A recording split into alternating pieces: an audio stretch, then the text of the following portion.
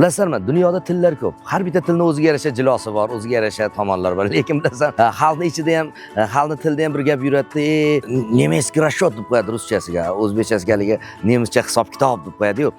Xuddi shunday bir aniqlik va tiniqlikka ega bo'lgan juda ko'p xatti-harakatlar bor bu tilda. Xuddi shunday ekan, mana shunday bir maktab ochildi. Bu maktab Toshkent shahar Yashnobod tumanining shunda Do'stlik metrosi, oldingi Do'stlik metrosi deyilardi. Hozirgi mana shunday bir tepaga boshlanadigan metroning yonginasi 150 metrgina ajoyib bir rejalar qilinyapti. Bu eng qizig'i shuki, bu maktabni bitiradigan o'quvchi to'g'ridan-to'g'ri Yevropaning 5 ta mamlakatda xohlagan institutda garant asosida o'qishi mumkin. Ana shunday bir imkoniyatlar ochilyapti. Shuning uchun bu imkoniyatlardan to'g'ri foydalaning. Farzandlaringizni to'g'ridan-to'g'ri olib keling.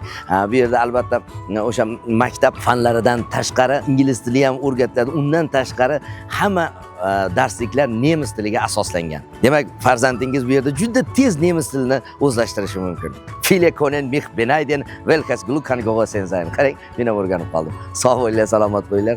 Farzandinglarni kelajagiga befarq bo'lmanglar.